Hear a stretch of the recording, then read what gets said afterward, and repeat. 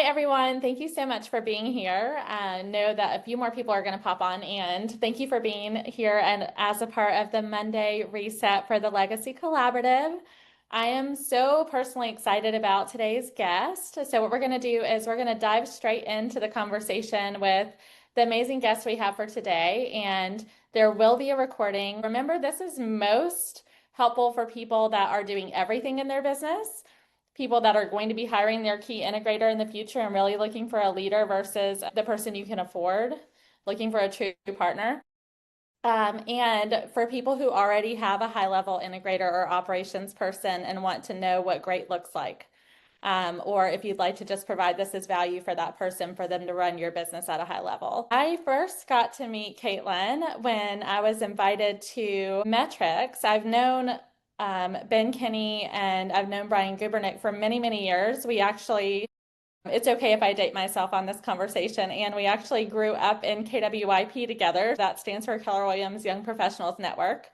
In addition to all of the other businesses they've built, they came together on their journey for Metrix, and Katelyn has been a part of that journey, and that is how we met. And when I was thinking about how often in my coaching I have the conversation around how to hire high-level talent, it was natural for me to think about the experience that Katelyn creates for every single human being that gets a chance to be around her. The energy she gives off, just the way that she cares about the experience, how thoughtful she is. And I just don't think that that's something that you can really understand unless you experience it.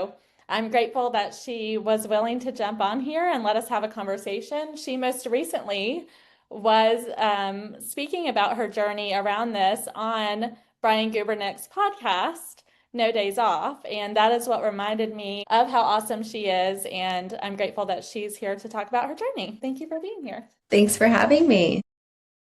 If you can, just share a little quick overview of who you are, your role, and one surprising or fun fact about yourself that we don't know yet. Yes. Well, hello, everybody. Thank you for having me today. I am so honored to be here. Sandra, you've been such a wonderful friend over the last few years. I know a couple faces on here, and I'm just so grateful to be a part of the community and look forward to our conversation. So I am currently based in Arizona, where I was born and raised. And my primary role in what we do over here at Metrix is I run our membership community and all of our back-end operations. And then any business Brian Gubernick gets his hands into, I'm typically right there with him. And it's been a really fun journey. I'm super grateful for all the wonderful people that I've met. I've grown a lot. It's been about 7 years since I started working with Brian. And again, just very grateful to be here. One surprising thing about me, I've lived in Arizona for 33 years and I've never been to the Grand Canyon. So I think that people think the Grand Canyon is like around the corner. It's not. And 33 years here, never been. That is such a great fact. You probably actually don't realize this. I had the opportunity for the first time in my life. So this is really funny. I actually sang a really country version of a Christian song called The Grand Canyon in middle school and did not sing it well. And it kind of like followed me into high school. Like people remembered it and would like start singing it around me. And one of my bucket list items was to visit it. And Lucy Parker, who's one of my top coaching clients ever, who's actually in Austin with Gary Keller today, she and I got to take a helicopter at sunset into the Grand Canyon for the first time a couple Amazing. years ago. That's the way to go. I don't know what you've heard since you've probably heard the conversation so often, but that is definitely a great version of the experience. I should check that out. Maybe you're 34, I'll go see the Grand Canyon. That's a great fact. Well, can you walk us through your professional journey? I know many times when people are looking for who they are going to hire, we think about ideal backgrounds and what experiences and professional careers help give us the experience and the personality and mindset necessary to grow the businesses at the level that you do and to be that flexible leader that is able to keep up with the visionary or attempt to. So I'd love to hear what your background is. Yeah, I don't have a very exciting background, but I'm proud of where I've come over the last 7 years. So I grew up around parents that were business owners. I've always loved business. Going into college, a long time ago, I wanted to be in business. I didn't know in what capacity. I ended up studying entrepreneurship, which is a very strange degree to get, but I loved the experience around it. I learned everything about business, not being in business, but kind of learning from the outside. And then graduated college. I did nothing to do with my career, kind of had off-end jobs and ended up in a role where I just clocked in from 7:30 to 4:30, didn't take work home. It was not a very autonomous role. I didn't have any flexibility or freedom. It was just do this, leave, take your time off, don't take your work home with you. We had a big client at the time and who was a massive company around the country. And I had some ideas on how to kind of work with their accounts a little bit more efficient. And they said, you know what, honey, we've been in business 20 years. Thank you, but no, thank you. And I thought, that's not really the attitude. I'm a key part of this team and I see some opportunity. And so that kind of sparked me to think this maybe isn't for me. I love learning and growing. I'm always looking to read the next book or ask for advice or find mentors. And I just kind of realized that environment wasn't right for me. And then I didn't actively do anything to change it. I had that thing in the back of my head that said, this is not where you're going to be. And kind of serendipitously, a friend of mine reached out and she said, are you looking for a job? And I said, actually, yes, I'm open. And she said, great. Well, I know somebody who is looking for help with a coaching company that they're building. I think they could be a great fit. I don't know a ton about it, but you should go meet them. And I thought, okay. So I went for my first interview. I knew nothing about the job. They explained it and I didn't hear that. All I did was feel the energy that came from the interview. And I thought, this is the kind of energy I want to be around. So in a very woo-woo way, I was like, this feels better. Again, I don't know what the job is, but I think I'm in. And so I had a second interview with the gal who was running our company at the time. And again, I fell in love with the opportunity and the vision that she had created for what this company could be, and then the role that it could be. And the role didn't exist at the time. So I was the first person coming in. And to me, that was kind of exciting. I would be able to help kind of craft what the role looked like. It was a smaller company. And again, didn't know what it was, took the job, started and slowly started working with Brian Gubernick, who is now my business partner and a mentor of mine. And over the first few years within the company, I was just, one of a few people on the team and was carving that within in the business. I was building the client experience side of what we do. And over time, I started to take on more responsibility and really get to meet some of our clients, which Sandra and Joni here are OGs in our world. So I got to work closely with them and I learned a lot. We started to build our company pretty quickly. And then COVID happened, things kind of shifted, and we now today have a completely different business model that is growing like crazy, and we love it.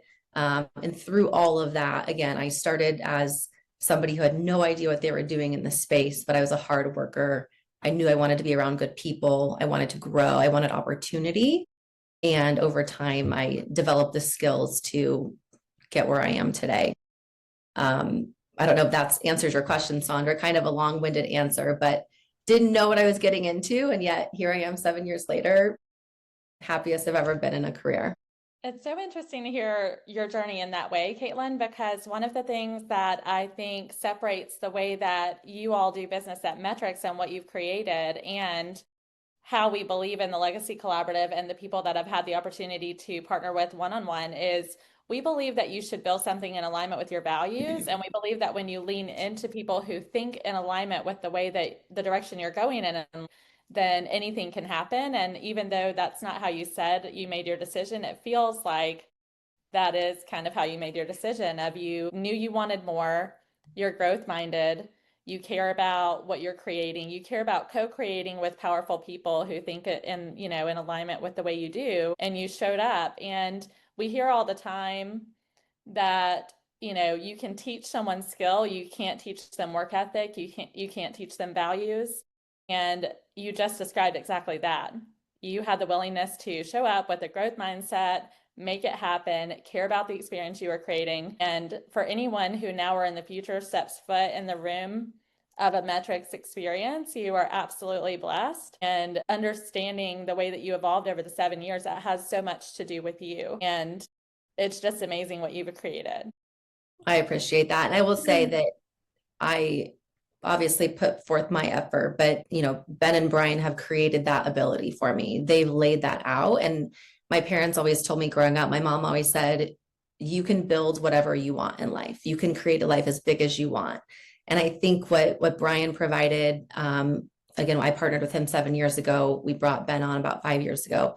And at the time, they had a vision that I could live into. And again, my mom always says, build a future that you want to live into. And I think for me, I saw that they didn't have it done, right? Like they didn't know what they were building. They had an idea of where they were going and they wanted to work hard to get there, but they created this vision where I saw myself a part of that vision so far down the line. And that didn't even exist yet, but they've created that world where I can grow with them. And that was really attractive for me.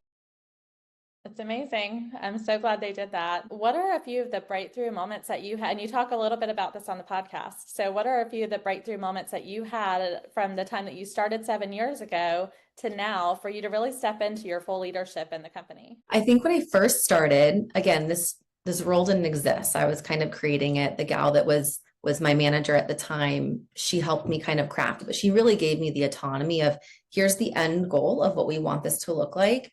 Help us create what that middle looks like. Help us create how to get there. And I think for me, it was the first opportunity that I had to help create something. And again, I had no experience doing this, but she believed in me enough, again, over those 2 interviews, and believed in me enough that I could try something out and I could present it to her. And she kind of say, okay, that's going to work. That's not going to work. Let's try this instead. And so I think that first moment for me was the autonomy that I felt and having the trust, even though I didn't work for the company I had, a couple of weeks experience at this point, but there was that level of trust and that level of autonomy where I could go create, and knowing that I had the support of somebody else to help me recraft something if it wasn't the right thing, or, if I wasn't quite grasping what the company was that end result they were trying to create, well, they could help me relearn that or shift something I had created to fit that mold. So I think that was number one. I felt the autonomy in my role, and that was really exciting for me. I didn't have that before, but again, I have that work ethic, and then I have that creativity bone that I really, really like to exercise. And I was able to, I had a runway where I could exercise that. I think the second thing, and this is what I talk about in the podcast, Sandra, but was when I learned what an integrator was in a visionary's world. And so there's a book called Rocket Fuel that we assigned to our mastermind members many, many years ago. As Joni remembers, she was a part of that group. And that book was pivotal for me. Again, I'm going to kind of repeat what I shared on the podcast, Sandra, but I grew up in a world where my parents owned businesses. They were successful. I went to school to be a business owner. And so I always thought that to be successful in life and to live the life I wanted, I had to own a business. I had to invent something. I had to create something. I had to be the boss. And this book completely changed that mindset for me. I learned that in a business, there's 2 really crucial individuals. There's a visionary and there's an integrator. The visionary is typically the person who comes up with the ideas. They see the future of the business. They're the one that's constantly iterating on the product or the service or whatever is being delivered at the company. And then there's the integrator who partners very closely with the visionary and takes all of those ideas and all of those dreams and actually helps them come to life. And so when I read this book, I realized I was an integrator and that I was equally as crucial to the business as the visionary. So even though I wasn't the business owner, I didn't come up with the idea. I wasn't I didn't have the title on my email signature. I was still super valuable. But it wasn't until I read this book and understood this that I leaned into my role and was actually really proud of what I was doing. Because I thought, oh, this is just a stepping stone into me one day owning a business. And I really changed that framework in my brain of, no, I am an equal partner of Brian's. I might not have equity in the business or put the same skin in the game that he might have, but we're building this together. And without me, the business wouldn't go anywhere. And without him, we wouldn't have it, right? Like I don't have that vision that he has, but I know how to take his ideas and put them into actual concrete frameworks or build resources for the business. And so that was a very, very pivotal moment that I think about often. And it kind of came back around a few weeks ago, and I did that podcast. And I've had so many conversations around it. But when I was able to fully understand and appreciate my role as an integrator, Brian and I's relationship and our partnership became even stronger, because I was no longer trying to put my toe in that visionary pond and try to be the one coming up with the ideas. I stepped back, let him do that. And I think he always knew I was the integrator, right? Like he has a few years ahead of me, and he knows this book more than I do, but he allowed me to go run and be the integrator. And so now today, that was 5 or 6 years ago. And now today, our partnership is stronger than ever because we know those roles and we know how to work with one another without crossing over into the other's role. So that was probably the most pivotal moment. And wherever my career takes me, my professional journey, that will forever live with me, because it just changed the way that I view myself in the professional world. Well, I absolutely know that he knew you were an integrator to start with by the way that you've shown up. And what I love the most about what you just shared is as soon as you saw how important your job was as the integrator to the future, and how much I know that you're personally, how highly you value impact and the way that you show up for people and the impact and the difference that you're making for the people that you guys are serving, it makes sense that you would continue to grow inside of his vision and inside of the vision of Metrix and everything that you guys are creating, such that you can actually multiply the impact that you're having faster than if you were to possibly go start over and not have that visionary that's able to amplify it the way that you guys do together. And it's really powerful what you've created and what you continue to do. What are the things that you think that most visionaries truly need in their integrator when they're looking for them? I think there's a few things that come to mind. The first is trust. I would say trust is a word I constantly come back to. And I think in so many aspects of our careers, despite what role you're in, trust is a huge factor, in that you're trusting that the person that you're bringing in is going to say what they're going to do, right? That piece of integrity. They trust the vision that you're wanting to build, and that they trust you're going to get it done. And I think that building trust with a visionary over time is one of the most crucial things that you can do. And again, I'm not going to put words in Brian's mouth, but I think he would say that he trusts that I can take his vision today and go put it and go implement it in whatever capacity that looks like. Without that trust, and we built trust a long time ago, and it continues to iterate as our world gets bigger. But without that, it would be very hard for him to share a vision with me or share an idea with me and know that it was going to follow through. So I think trust is one thing. And I don't think that's something you see right away, but I think you can get inklings of it in the beginning, right? Are they taking direction? And as your integrators taking direction from you, are they actually, do they have that accountability to go do it? And are they doing what you're asking them to do while also taking their own personal skill set and applying it? So trust, number one. I think work ethic, we talked about this very briefly. I think work ethic is number two. I have always been a very hard worker, and I ask a lot of questions. So if I don't know how to do something, I'll ask questions. But even if I don't know how to do it, it's not going to stop me. That work ethic and that resilience, I think, is really important. And then I think the last thing that I would say is accountability. I think that there's a level of self-accountability as well that comes with this. I think in an integrator, a visionary is running. They're coming up with ideas and they're doing things. They're nonstop, right? Like their brain is constantly moving on to the next thing. And I think that accountability is very important. And there's accountability from the top down. So is Brian going to help me establish these routines and rituals and help me stay accountable? And then there's this level of self-accountability that I have to bring to the table. Like he's not here to babysit me, right? Like I need to show him that I can do this. He can trust me, and I can hold myself accountable to doing the things that we talked about. So accountability and trust, I would say, are the biggest things I believe that you need in an integrator.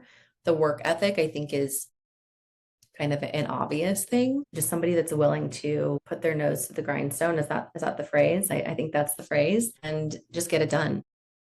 Yeah, I love that. One of the things I heard that you said that you just didn't label this way is resourcefulness. So you've said a few different times that even if you don't know everything of how to do something, you're going to figure it out. And I think that's something people either have or they don't. I don't know that they learn that later. Maybe you can. I just don't know that people are naturally curious and asking enough questions and focusing on the fact that people have gone before us and there are models for things and you can go figure it out. And I think that's one of the best qualities that you have.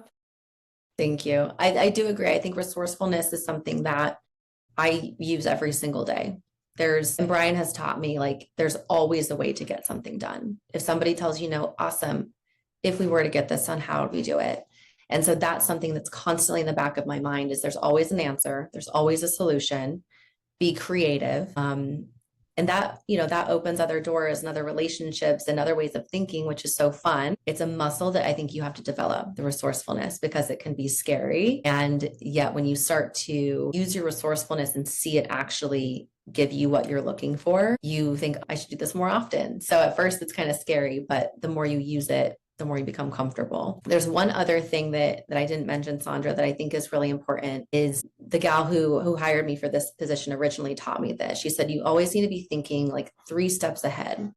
So anticipating what the visionary might need. And this takes time to build, right? Like over the first couple of years, I didn't know Brian well enough to like know where he was going with something or know what he was thinking. And now today, I feel like he doesn't have to say anything. He just like looks at me and I'm like, okay, I know what you're thinking. And that took time to do, but I'm constantly, if he says, I want to go do something like this, my brain thinks 3 steps ahead. Okay, great. What is that 3 steps from now? What are we going to need? And so I'll go grab that information or I'll go find what that thing is that we might need and I'll bring it to the table. That again, that was a muscle I had to develop, but constantly thinking ahead of what might we need to get this done, where I don't want him to ask me to do it. I want to come to the table with that as the integrator. I love that so much. What strengths or gifts do you think that you had beforehand that caused you to be able to pick up on all of that? Or what did you guys do for you to really build that relationship to be able to think ahead of him? Because I know that's unique to every single partnership on how that happens. So I would love to hear from you how that happened. I think it goes back to asking questions.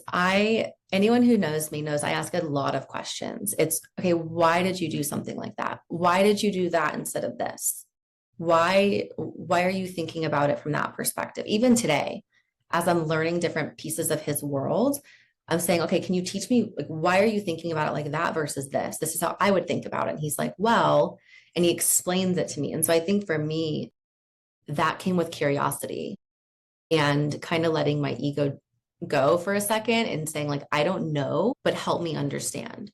And I think that has been such a gift, is learning how to ask better questions. And he talks about this all the time on his podcast, and just being curious and not being embarrassed that you don't know how to do something. Like I've been in my role 7 years and sometimes I ask questions and think, this is kind of a stupid question, but that he then helps me understand it. And then the next time we come across that situation, I have better understanding about how to handle it or how to think about it or how to get to that 3rd step ahead. Because I don't always think that way if I don't know how to do something, but if he helps me understand it, the next time it comes up, okay, I've already thought that, 2-3 steps ahead of where we should be. I love that. What advice do you have for integrators wanting to grow into leadership roles and they're stuck in execution and the doing jobs? This is a really hard place to be in, Sandra, because I think a lot of integrators feel like they can be in an administrative role. And I feel like that sometimes as well. And I don't think that goes away. I think to start exercising that,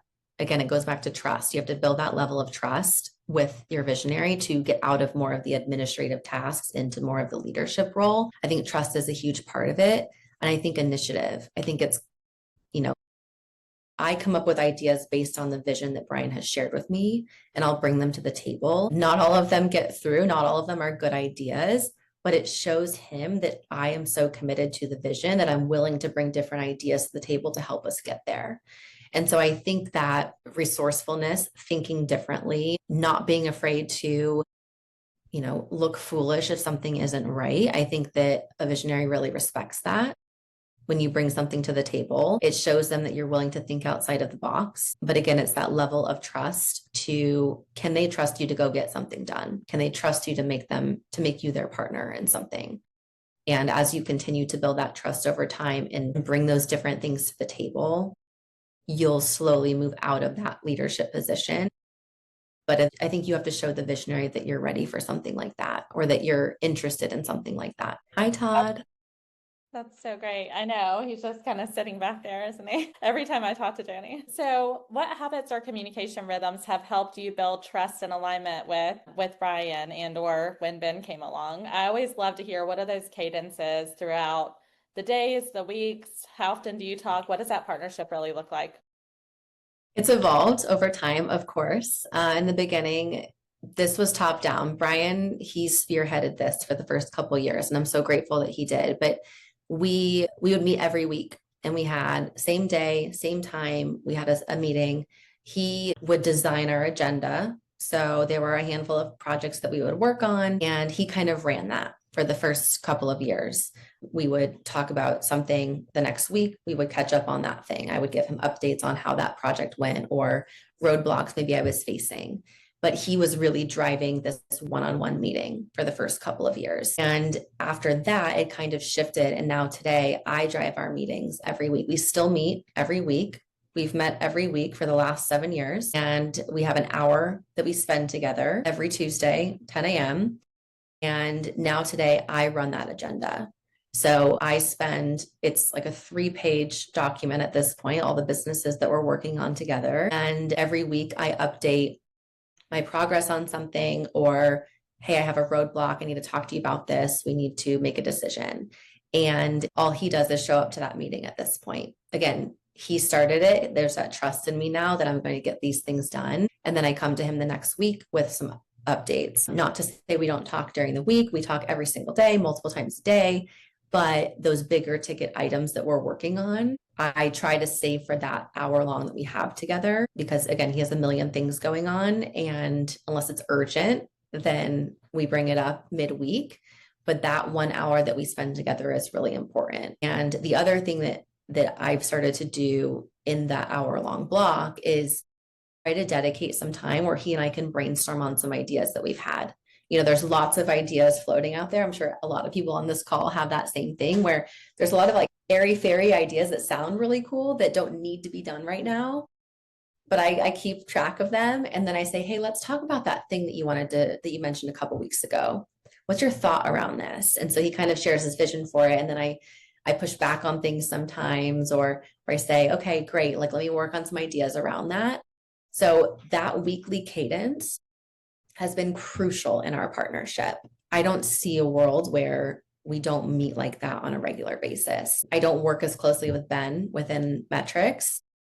Ben and Brian work a little bit closer. Brian is definitely the individual that I work with very closely in everything that I do. But again, that regular cadence every week, I think, is so important. I know I had dedicated time with him every single week. That's awesome. And I love that it's an hour. And I love that you throw all the ideas for you guys to mastermind around, because I do know for some people, not looking at myself in the mirror, we can have a lot of ideas. And I'm sure many of the people that are on here feel that way as well. And what I love about that is it helps you communicate priorities, so that he's really clear on which of the ideas that he's thrown at you're focused on at the time. And so there's no confusion about that. And he can help you reprioritize if something was different for him when he envisioned it. And you can push back and help with all the detailed part. That's really beautiful.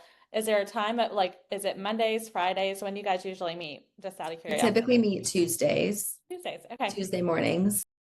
I love that. At least it allows you to get started in the week. Hospitality, I know that you kind of undervalued your previous experience before you started working together with him. However, in meeting you, for anyone who has a chance to be around you, you just show up as hospitable and you just think about people. And I know that wasn't something that you just learned in working with him.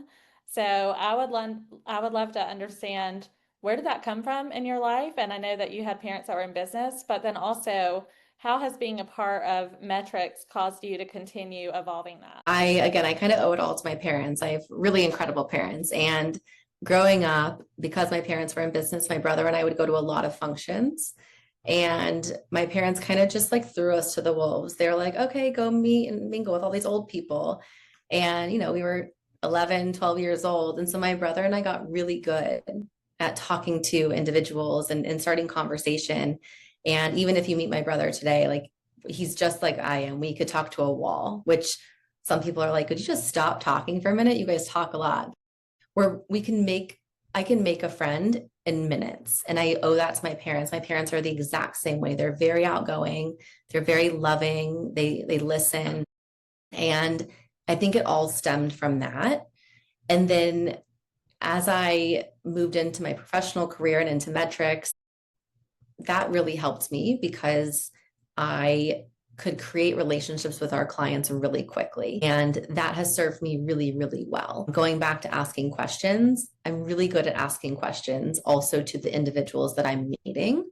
So I love to get to know people on a deeper level. I like to know about their family, kind of that, what is it, the Ford model that you can kind of follow. I love getting to know people on a deeper level. And I think asking questions makes people feel really heard and they're getting to know them more than just surface level. And that also helps me remember things about them as our relationship evolves. So if someone tells me about their kids and a sport they're playing, I connect with them a year later and I'm say, hey, like, is your kid still playing that sport or whatever it might be? I think that building relationships is one of my strong suits. And that has served me again really well in building Metrix in our community. Say that even, with the people that I know that are currently in it, and just so you know, my goal is to build what I'm building so big that I'm back in it again with you guys, because I value you guys so much. And I would say that even as you guys grew and added people, you kept that the same. And that's not always easy to do for different businesses. I feel like that's a gift that you have that everyone should be thinking about for themselves if they don't yet have an ops person, and absolutely for their ops person as they're hiring, is when you genuinely care about people and you build strong relationships to where it's transformational and what you're doing for them and how you're caring about them as a human is different than how they're treated by other people. It just causes a different environment that they're not used to when they're out there in the world. I appreciate you saying that. It's as our world gets bigger, I will say it's more challenging. Joni was at our event a couple weeks ago. We had 150 people there, and I'm just one person, and I try to do my best to talk to everybody and get to know them, or catch up on life. And it's challenging, but honestly, it's one of the things I love most about what I do is these relationships. It's yes, there's there's a reason why I'm building the relationship. They're a client. I want them to feel special and feel like they are the biggest focus at the moment. And it's now evolved into, I just love it. Like, I love the people that we work with and having that deeper connection with them. It now serves me. Like, my heart gets so full with these relationships that we've built. And it's hard to try to make everybody feel seen, and you just kind of make it happen. And I think that we built a community too where people are starting to be that way with one another. And I think that's the ultimate goal, is building relationships that aren't just transactional, like building a true relationship with individuals, especially in a world that I feel like, especially in our world, in our industry, it's so fast paced and it is so transactional. How do you bring that connection back? And I think that Metrix has done a really good job of that. I agree. And you've played a key role in that. How do your values play a role in how you lead operations and growth? It's a really good question. I think that positivity is a big value of mine. It's something that I'm not always perfect at. I try my best to keep my head high, keep a smile on my face. And I think that it's really important to maintain a positive mindset, especially being in an ops role. It is not always a positive thing. It is not always rainbows and butterflies. And I think that keeping that positive mindset helps you move through those challenges that you might face or growing pains that we might have, knowing that, okay, we'll get through this. Just keep your head up, keep working through it. I think positive mindset is a huge one for me. And that's something in life too, right? It's not just in work, but life is not always rainbows and butterflies. But if you keep that positive mindset, if you're down, you will go up. And if you're up, you're probably going to go down. So just, trying to keep your head up. I think it's really important. Other than that, Sandra, you're kind of stumping me on this question. It's a Well, good. and you've really talked about it along the path of the conversation. So you've spoken about a lot of your values and your gifts. And I just wanted to be sure if there were any other ones, which I mean, you do absolutely exude positivity. So that's not surprising at all that you brought that up. You're one of those people that just when someone I mean, I'm sure the people just on this Zoom can tell when someone is around you, whether it's digitally or definitely in person, right when someone sees you, it's just like sunshine walked into the room. So I love that that was your first answer. Would you agree with that? Yeah, for the people, yes, that are on here. So what do you want every integrator listening to know about their potential? Because I love hearing your journey. So if they're listening and they're in an integrator role, they're just like doubting, what do you want them to hear from you about their potential? I would say step up to the plate. I would say that a lot of integrators, I think, are worried about you're stuck in your day to day. You're typically doing tasks and achieving tasks, and it's just like you're checking things off of a list. And I think that's kind of where it starts in an integrator role. And I would say just step up to the plate, start to take on projects, start to ask what you can do for your visionary or the business that maybe you're not doing today, and get a little bit uncomfortable. Because the worst thing that's going to happen is you're not just, I mean, no one's going to die, right? Like I think everyone in here is in real estate.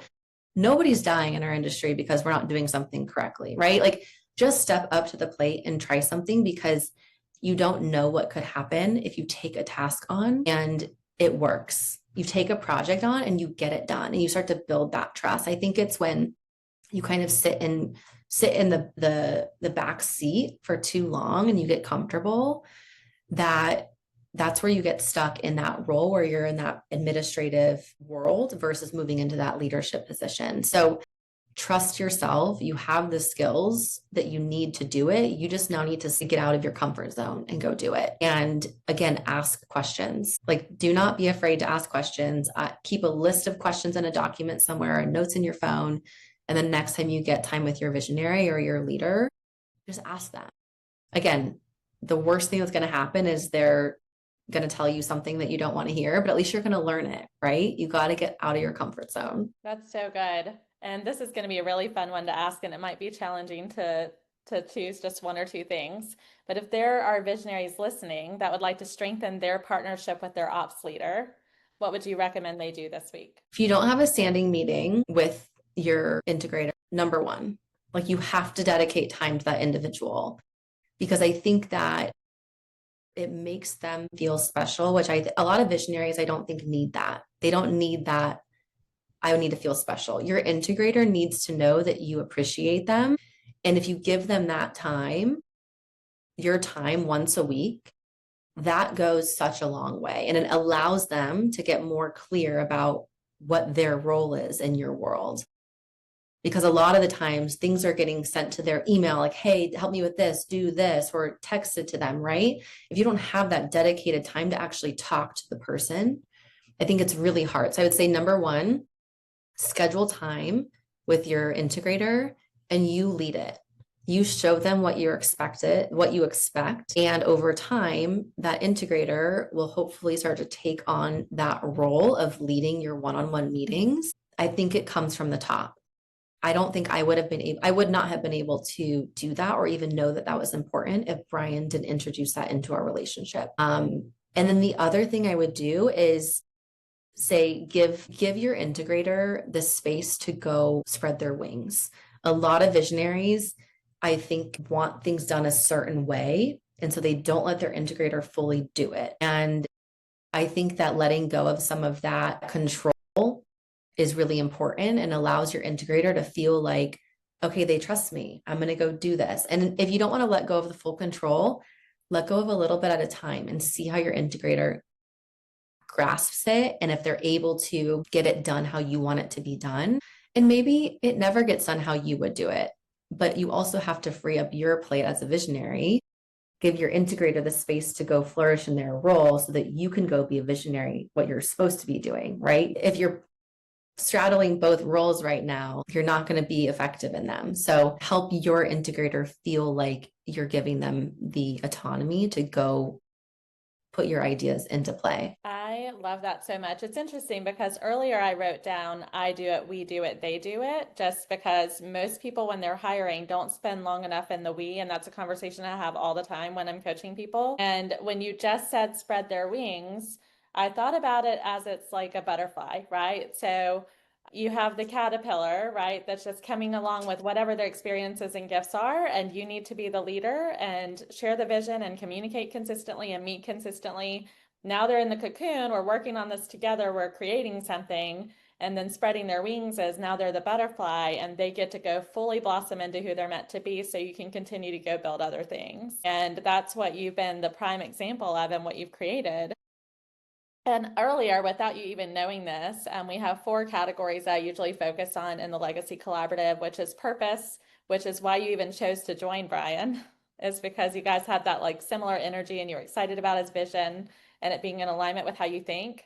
Partnership, which is exactly who you guys are and what a beautiful example of it. And I hope everyone here learned more about partnership today, which causes profitable businesses, which causes the ability to start other businesses and make a bigger impact both inside your families and outside. And I know that you give back so much that, I mean, with time and money, I know that's something that's dear to both of you. And then also being able to build wealth, which is something that you guys do a lot of in Metrix with many different people and teach on consistently and being able to give back to the community together. So I mean, we didn't even get a chance to talk about the questions before today, and it's really awesome how much they just flow with what we've been working on here. Is there a question I didn't ask you that's important for you to share with everyone? I think you just about covered it. I think that we just said it, but just if you have an integrator in your world, let them fly. And if you don't have an integrator, I would encourage you to pick up the book because you're probably trying to do a lot of things if you're a visionary. And if you freed yourself up from that, you could be a much better visionary. I think the only other thing, Sandra, is I'm a visionary in other areas of my life. So this is something I share in the podcast is you have the ability to flex using both of these roles. So in my current role, in my role within Metrix, I'm an integrator through and through. There are pieces of what I do as an integrator where I can create the systems and how I want. So there's that like visionary aspect, but I'm still an integrator. In other projects I'm working on in my life, I'm a visionary. I am driving the vision of that business or of that thing that I'm building or that committee that I'm a part of. But it's knowing how to flex and when to flex. So there's also things that Brian does in his world where he's an integrator. It's just knowing, okay, when we're in this business, these are our roles. So I would say that just because you're an integrator in one area of your life doesn't mean you are in everything. And if you don't feel like you're a visionary in another part of your life, go find something to do where you can exercise that muscle. Whatever that might be, maybe it's a hobby, maybe it's, I don't know, joining a committee and helping them build the future of that committee, whatever it might be, go try to find that visionary muscle because I think it is important to know how to flex both. The book is called Rocket Fuel. I saw a question in the chat. Yes. I love that you said that. I think that when you go from executor to true integrator and develop as a leader, the systems and the mindset and how you have to show up actually cause you to be able to be more creative such that you can start thinking like a visionary if you haven't before. So I love that you brought that up. And I do believe it helps you continue to develop and grow in ways that you would not if you don't flex that muscle. And I think, again, it goes back to the question thing. I ask Brian how he thinks about certain things, which not only helps me do my job better as an integrator, because I know how he wants something done or how he wants that vision to come to life. But it also helps me when I move into that visionary role in my life. I think how he thinks. So I'm like, oh, well, Brian thought about this way, and this thing I'm working on, how could I think like that? What are the questions I'm not asking myself to be a better visionary? So again, questions are everything. They are. What is the one question that you think about the most often when you're building? I think it comes from the future. Like, what is this that we're building now? How does that affect our future? So again, it's kind of that visionary aspect, but we're in growth mode right now in what we're doing. And there's a lot of businesses that we're running. And I think for me, it's, does this fit into the alignment of where we want to go? And it goes back to you, Sandra, talking about priority. Like when I meet with Brian, we talk about priorities.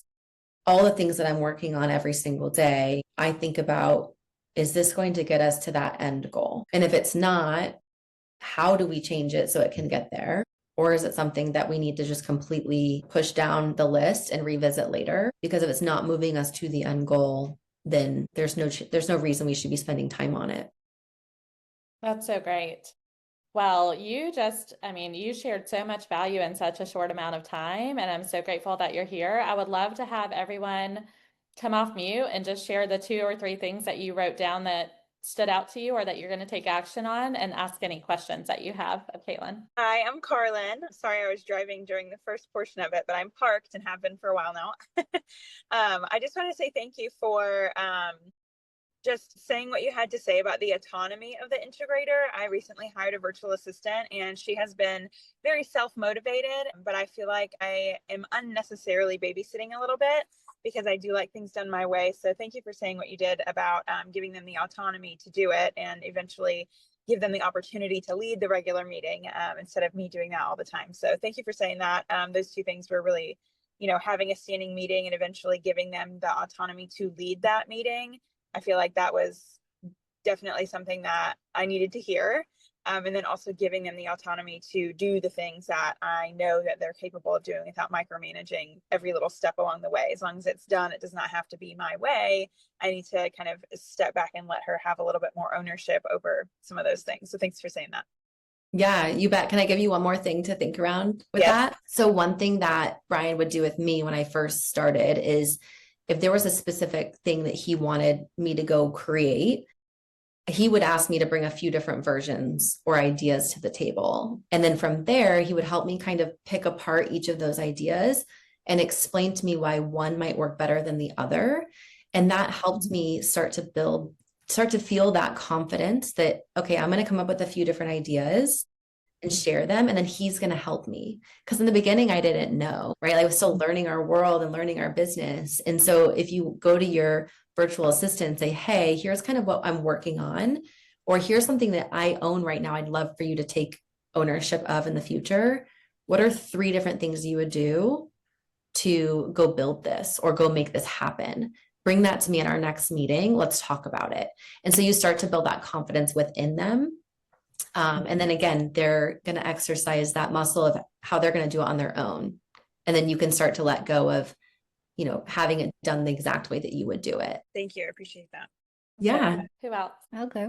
So thank you so much for sharing everything. It's so great hearing all the different insight, especially from a different perspective than I usually have. I've always been in the visionary role in the past for a large corporation where it's expected to have a high turnover rate. So my question for you is, now that I'm building my own business, and you have such great longevity with your visionary and you as an integrator, when you were first starting that relationship, aside from like the good personal connection you had, what's one thing you were really looking for with that? I think I was looking for something I could grow within and someone who would pour into me. And I'm very, very lucky. Anyone who knows Brian knows he's a phenomenal individual. Believes in me more than just an employee. He helps me navigate like any challenge I might be having. He'll like leave a book on my desk. He's like, hey, there's a book you need to read. Like he's constantly pushing me to grow, and he shows that he cares about me more than just as his employee. And I think also he's always said these words, and we teach our Metrix members this, but build a world so big that your people never want to leave. I went to him a couple years ago and I was like, remember that thing that you say? I was like, you've done that. He goes, oh, I know. And so for you, it's as you're building this world, build it so big that there's always an opportunity for your integrator to play a role. And so I think for me, over the years, his world has continued to expand and he's continued to bring me into things, again, because I built that trust in those different things. but he was also a part of that. He helped me build that confidence in myself by helping me with personal development through reading and learning and growing. And he probably pulled me into things that I wasn't ready for, but he probably saw the potential in it. Building your world big enough and also pulling your integrator in to things that maybe they're not ready for, but just see how they do. And if they take that on and they do well, do it again and do it again and see how they continue to adapt to that. And then they'll continue to help you build your world, and then you build it big enough so they never want to leave. Does that answer your question? Yeah, it's amazing. Thank you. Okay. Is there anyone else here? What are your top ahas? We have a couple minutes and I want to make sure that we get to give her gratitude for what stood out to you or any actions you're going to take or any questions you have remaining. I just want to thank you, Miss Katelyn. So we're hiring some new VAs. I'm actually doing interviews and stuff tomorrow. And, you know, I think back over all my years with the integrators that I've had, some of them were only admin. And I realized that I'm someone that I'm like, here, take this, put it together. I don't put it together, bring it back to me. I'm sure I'll be happy. I just don't want to do it, right? I want it off my plate. And some people do that and they run and they do amazing. And other people I've had to literally sit down and put it together with them. And after the last person, I literally have not added a new person because I just was drained. And if it would have been up to Todd, they would have been gone 6 months beforehand. And so it just reminds me that I've had some people that one was my daughter, like where you're at and what you do. And it was, but she knows me inside and out. So the strangers that I've had were great people and moved away, things like that. So it just reminds me that with the people that I'm going to be interviewing tomorrow, that I need to really have more of those conversations and how important that is for me. I'm happy to have the meetings. I'm happy to set the boundaries, but I have to keep my eyes open to the ones that I feel like I'm just literally pulling along. They're just not the right one. And I mean, you know, who you are and knowing you the way I do, there's just no question for that. So thank you for reminding me. Yeah, you bet. Thanks, Joni. Just want to share gratitude real quick. Thanks again for sharing. I wrote down a lot, you know, what to look for in an integrator: trust, work ethic, accountability. And then Sandra came in and kind of added in a little things. And then you said resourcefulness as well. 3 steps ahead of the visionary. Think 3 steps ahead. Ask good questions. Meet every week. Hospitality and a positive mindset. So I got a lot of really, really good ahas from it. And I guess my question would be, what's the best way to determine which one you are? Is it all in the book? Am I going to just come forth enlightened once I read the book? Because it's in my Amazon cart. Well, first of all, you have to send me your notes because I feel like you took all of my ideas and put them in a great set of notes. I think it's such a good question, Tiffany. And I actually just wrote about this in a Substack that I posted yesterday, the same concept. And a lot of that we talked about today. And one of the things I put in that article was, if you don't know what you are, play with both roles. Play in both, play in the visionary, play in the integrator, and see what gives you more energy. Are you drained when you're in that visionary role? If you're in the integrator role and you're making stuff happen, do you feel drained or do you feel energized? And I think that, again, I'm going back to that energy to take us full circle here, Sandra, but energy is everything, I believe. And I think that if you're in a role and you're not feeling inspired or energetic, or like you could go do this for hours on end, you might be in the wrong role, and that's okay. So try the other role. And so read the book. I think it's phenomenal. There's so many resources around it as well, but then just test it out. The good news, again, this is something my mom always says. She says, you're not a tree. You can move. Like, you can change what you are. So just try out different things, different roles of being a visionary versus integrator. If you're working with other individuals, maybe ask them like, hey, how do you feel like you work best with me? Is it when I'm helping craft the vision and setting the goals, or is it when I'm actually getting the things done and executing? So there might be something there too, where you can, the people that you work closest with. get their Thank you. I love that 360-degree review. That's so perfect. That's always a great way to see our blind spots and the truth about us, isn't it? Okay, well, thank you guys. I put her email address in the chat. I hope you don't mind, Katelyn. I just wanted to make sure if anyone wants to ask you any follow-up questions, they can. What are the other ways they can find you? I am on Instagram. I don't have a professional name on there. It's Katelyn Derulo. So you can follow me there. I also have a Substack I just started where I'm going to be sharing different things around what I'm thinking and creating, and also what I'm wearing. As Joni can appreciate, I'm very into fashion. So I'm very full circle, but you can follow me there. And Sandra, feel free to give out my information. I'm happy to help.